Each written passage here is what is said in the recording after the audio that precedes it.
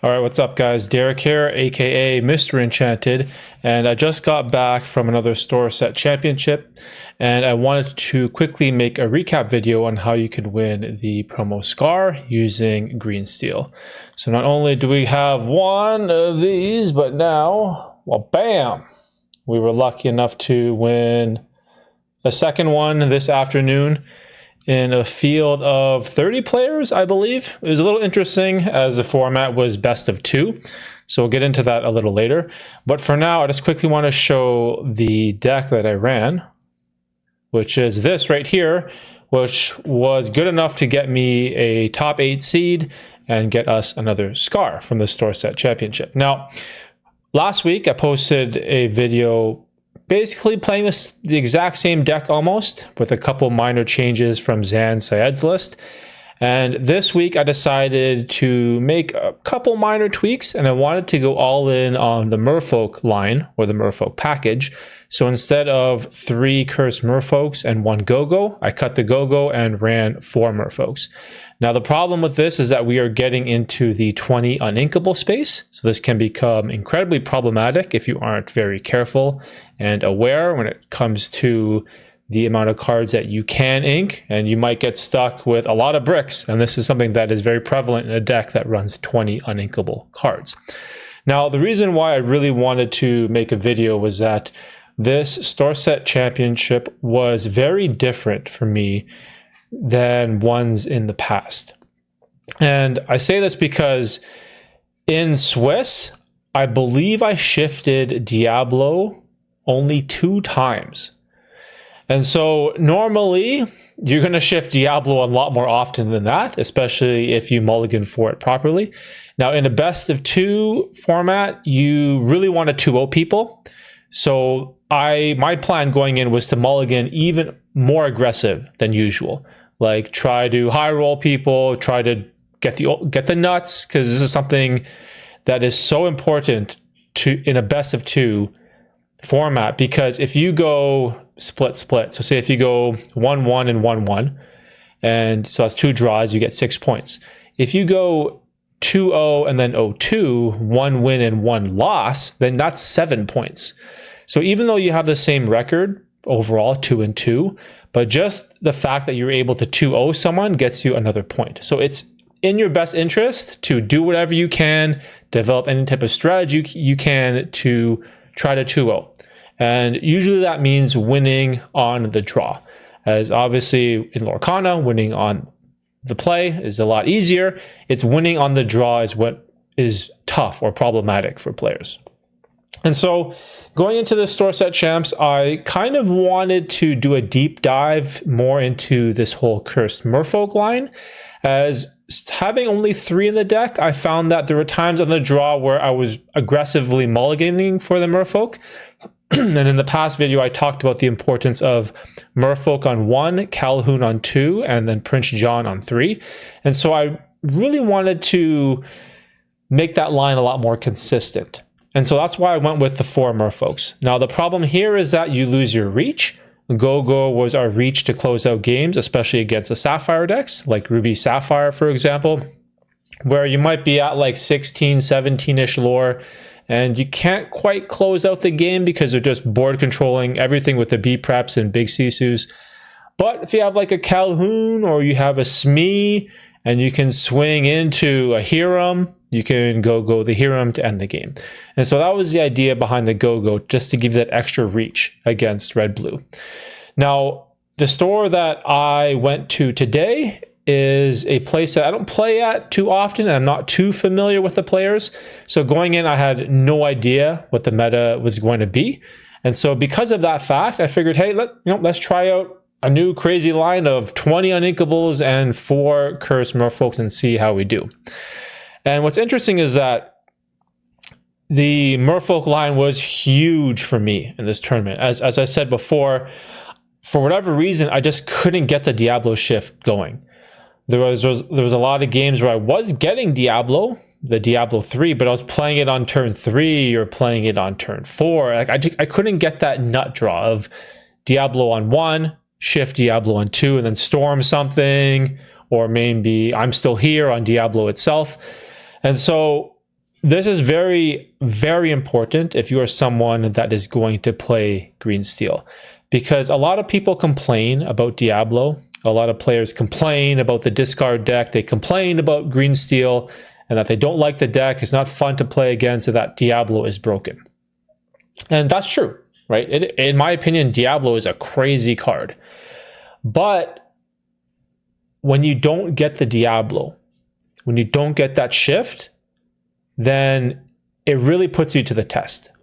And so you have to be prepared. You have some type of preparation, or you have to have the ability to adapt in the game to figure out, okay, what's my next best line of play? I can't get the Diablo shift. Okay, what's my turn 2? What's my turn 3? What does my turn 4 look like? And so this happened to me way more than normal. This was like a frequent thought that I was having. And I was like, oh, here we go. No Diablo shift again. I guess we're going for the Calhouns. I guess we're going for the Muses. And this is good if you are someone that is serious about improving your game in Lorcana. Because anyone can play Diablo on 1, shift Diablo on 2, and then storm something, and then you're off to the races. That doesn't require any skill. But it's the big skill gap for people in this deck in green steel is when you don't get those broken lines. And you have to almost think on the fly on what you're going to do. And so I wanted to bring this up again because there was a lot of situations where I was thinking, okay, I'm not getting my Diablo shift.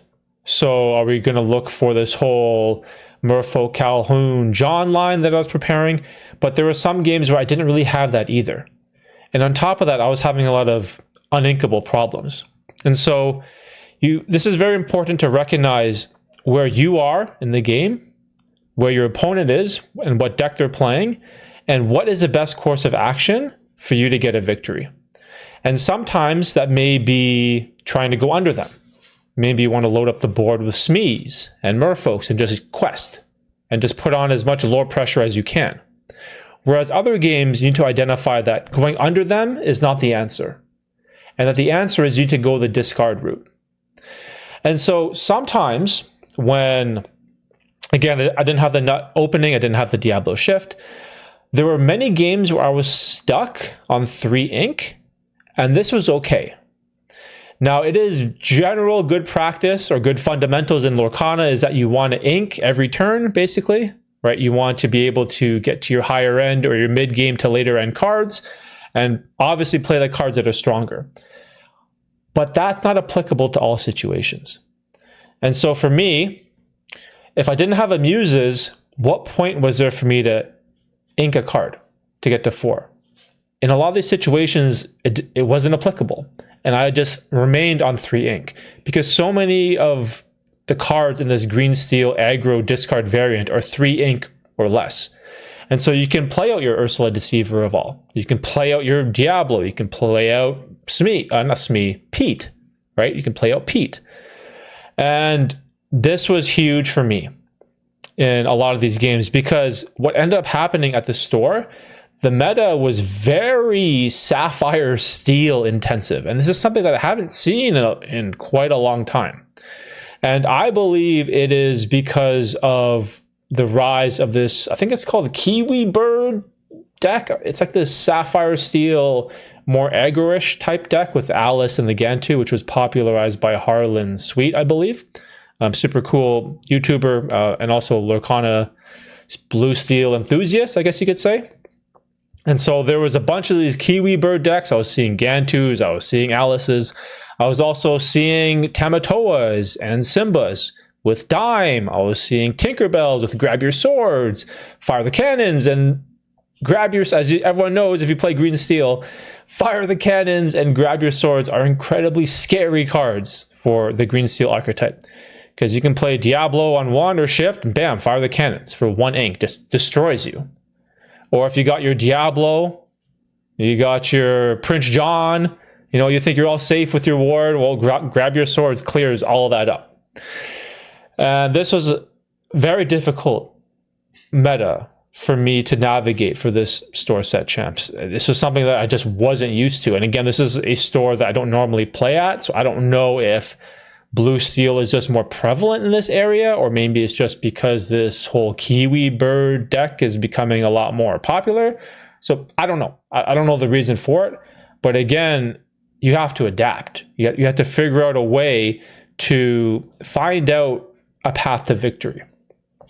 And so for me, a lot of these decisions ended up having to rely heavily on the discard package in the deck. And what you'll notice is sometimes when you get, and this is what happened to me, when you get to 3 ink and you kind of just stay there and your opponent gets to 4 ink and they get to 5 ink and they see that you're still stuck at 3, it's almost as if they smell blood in the water and they become more aggressive, or they want to attack, or they want to just finish you off. And so I kind of noticed this a little bit as I was playing. I was like, that's interesting. You know, obviously human beings, you smell weakness, you want to poke at it, you want to attack, you want to take advantage. And so I thought that this was fascinating, because in some situations, my opponents almost overextended themselves and they're inking too much and playing too many cards, meaning their hand size is going down from 3 or 4 cards down to 2. Maybe they're only holding 1. And this is where the whole discard package really shines. If you can kind of, you know, stay afloat and just hang around and just stay in the game and get that Prince John out, and then you can sing a Sudden Chill, play a Hypnotize. Now all of a sudden they have no cards in hand. And so if you have no cards in hand, who cares if you have 6 ink? It doesn't matter. They're in top deck mode. And so there was a bunch of games where this was how I sort of switched gears. I kind of would ink up to 3. If I had the muses, I would do it. If not, I would kind of just stay there. I'd play out my Pete and kind of stall, set up my Ursula, Deceiver of All, maybe play a Cove, move stuff to the Cove, and I was giving myself a chance. And then my opponents were almost as if they were kind of helping me at times. They were like, you know, emptying their hand. And I know that you want to empty your hand against discard as well, so you can't trigger the John, right? But then if you're doing that intentionally and only getting down to like 1 or 2-ish cards, you're still leaving me cards to discard from your hand, and the Prince John engine becomes active. Now, the problem with this is that players in the field are running grab your swords, right? So I had this very awkward situation where I was trying to navigate. I'm trying to stall out to get my discard package online. I'm trying to facilitate the John engine to start running, but also, you know, I'm seeing grab your swords all over the place. I played a purple steel that had grab your swords, you know, blue steel that had grab your swords. So it was crazy. And what really helped me, and this is almost undeserving in a sense, but this being able to recognize like what the situation is and being able to change gears and change your strategy in the moment is what allowed me to squeak into top 8. And so let me see if I can pull up an image here. I believe I had an image of the standings after Swiss. I don't know if you can see this. Yeah, so right here. So I finished 302 with a record of 8-2 as a 4th seed. Now, after round 4, I was only 202. And so I had to win my last round. I had to win out 2-0 to make the top 8. I guess, maybe I could have, if I drew, I would have been 203. Maybe I would have slid in with tiebreakers, but I think my tiebreakers are pretty poor. So I don't even know if I would have made it. So I basically had to win out. Right. And again, this is the key about lorcana. Like the decisions you make in the game, you have to think about what your opponent is doing, the deck they're playing. And also what is the format for the tournament? Is it 2-game format? Is it 3? It makes a huge, huge difference, right? And so again, there are some tough games where I could have easily just went 1-1 and ended up 203, and then I'm going to probably finish, 8 or 9, for example. Let me just switch back to the deck. Just wanted to talk about the deck a little bit more. Whoa, this image went crazy. Hold on, give me a second. Is there a better way? I just put it like this. Okay, so anyways, so as I was saying, when you aren't getting this one drop Diablo and you're not getting this Diablo shift, you kind of have to like put the pieces together or put the puzzle together for the rest of your deck. Now, there was another line that was really beneficial to me, and most people would say, oh, just you have Ursula too. Why don't you just snipe their grab your swords? Well, you know, sometimes you don't know if they have it, right? And so I remember, especially during this tournament, I was spending a lot of time watching my opponent. And now when I play Lorcana, usually I take my hand, and when it's not my turn, I just put it face down in the top left-hand corner of my playmat, and I just focus in on my opponent. And the main reason I started doing this was to make sure I didn't miss any Diablo triggers, because in the past, when I was first getting into green steel, you know, like all things that are new, you're gonna misplay. And so I was missing a bunch of Diablo triggers. I was missing Prince John triggers. Like, for example, if your opponent plays a dock and they discard a card, you know, that triggers Prince John.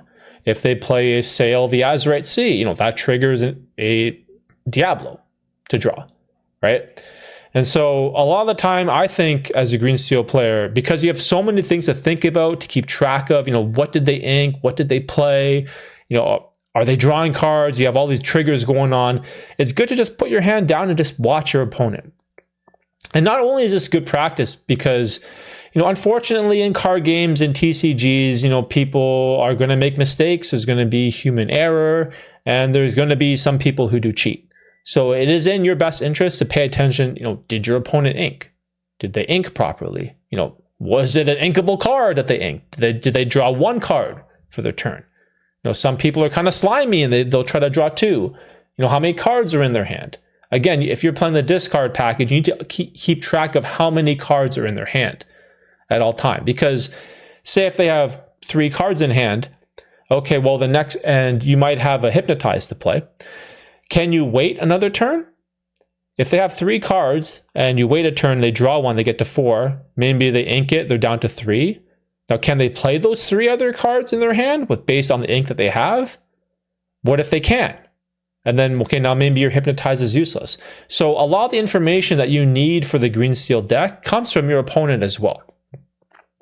And I was paying a lot more attention to them. And one thing that you'll notice is that if you put down a Pete, and let's say your opponent is running Zeus's, Fire the Cannons, Grab Your Swords, which is very prevalent in today's store champs, you'll notice that as soon as you Pete, those cards in their hand, they become like dead cards almost, right?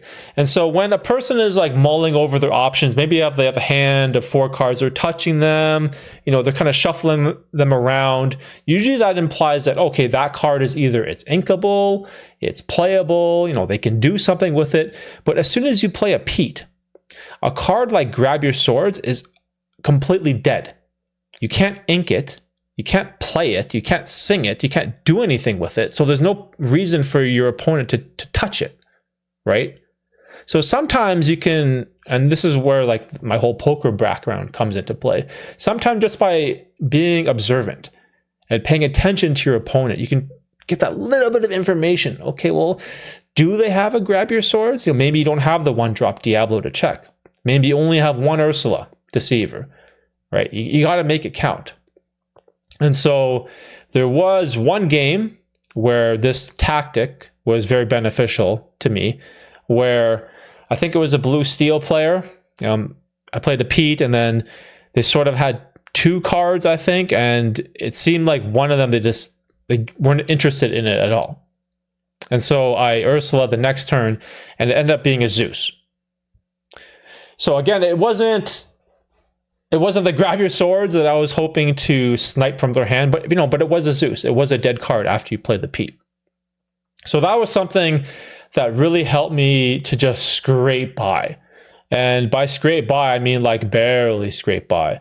A lot of these games were really close. I was down bad on lore. You know, my opponent's at like 13, 14 lore, and I'm at like 2, you know, because green steel, lore is very slow, like incredibly slow, because you can't quest your Prince Johns in the mid game.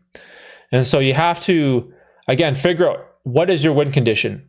Is your win condition getting an Ursula Deceiver of All Out to double sing Set and chill? Is it to put down a muses and bounce something? Is it the hypnotize? Do you need to strength a Robin Hood to take it out? That was another thing that happened to me. You know, this whole blue steel deck, they're running the Robin Hood shift line. And a 3/6 Robin Hood is incredibly hard to deal with. So that game, I didn't have Ursula Deceiver of all. So I had to kind of stall and get out a whole bunch of Merfolks, Smees, 1-drop Diablos, got 6 characters on board. And then I think I used the Pete to sing Strength of Raging Fire to take out a Robin Hood. It's just little things like that. And I gained a lot from this tournament, personally. Like, outside of just, playing the game, the whole deck building, trying to not make mistakes, one thing that's so important in Lorcana is learning how to deal with adversity. And so often you may get an opening hand, it's garbage, you mulligan 7, you get another hand full of garbage, and then woe is me. Oh, I'm so unlucky. This isn't fair. You have these negative thoughts, and your brain almost gives you all these excuses for how this isn't fair. But you can't give in to those type of negative thoughts because they're not going to help you in any way. What you need to do in those situations is figure out a course of action and how to proceed moving forward for turn 2, 3, 4, and 5, where you can put yourself in the best position possible to try and win the game. And whether you like it or not, that adversity is coming. Because, like all card games, there's chance, there's a luck involved. It's not 100% a skill game.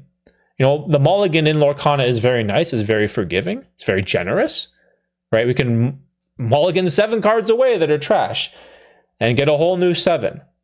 But, eventually you're going to brick. But the key thing here is like how you respond to that adversity. And so today there was plenty of opportunities where I was like, down bad. I was struggling. I'm like, oh man, like, why can't I get this stupid green bird online? But it just wasn't in the cards for me today. But again, the key was not giving into that and just trying my best, to calm down, take a look at the board. What is my opponent playing? How can I get out of this? How can I put myself in a position to be successful? And really figure out and get like the most out of your deck that you can. Because that's something that if you play green steel correctly, it's very rewarding. Because there's so many different features and triggers and strategies and lines going on in the green steel deck. There's so many things going on simultaneously. You have the bag to worry about. You have the muses triggers, the Diablo triggers, the Prince John triggers, the Pete triggers. The Pete trigger is another big thing. If you play Pete and you don't announce it and your opponent plays an action and you don't notice it right away, I believe the current ruling is that they can continue to play actions as if the Pete didn't occur. So there's so many things you have to keep track of all at the same time, right? What did my opponent ink? How many storms or strength do I still have left in my deck? How much lore do we each have? All these things that are going on. And so again, the thing that I hope you can take away from this video is not just from the deck building strategic point. It's from the mentality, the mindset that is very beneficial to you as a player. If you are someone that is taking Lorcana seriously and you want to improve in the game, is really work on your mindset when things go bad. Right? Don't get upset. Yeah, it sucks. I didn't get the nuts. I didn't get the nuts, didn't get the Diablo shift, didn't get the storm. Who cares? No one cares. Right? No one cares about your bad beat story. The thing that matters is, again, trying to play your best and make the best decisions possible in that moment. And if you do that, then maybe, like me, you'd be able to squeeze in to a top 8 where you probably wouldn't have done so if you played it any other way. I don't know, that's the best way that I can put it. So that's pretty much it for me. We got the 2 scars in 2 weeks. No playmat for this one. I finished 5th, but still happy about my performance, even though I got absolutely destroyed by Sapphire Steel. But that's how it is sometimes, and I still had fun. So hopefully you guys enjoyed this video. If you did, please let me know in the comment section down below. Subscribe if you haven't, and I'll see you next time.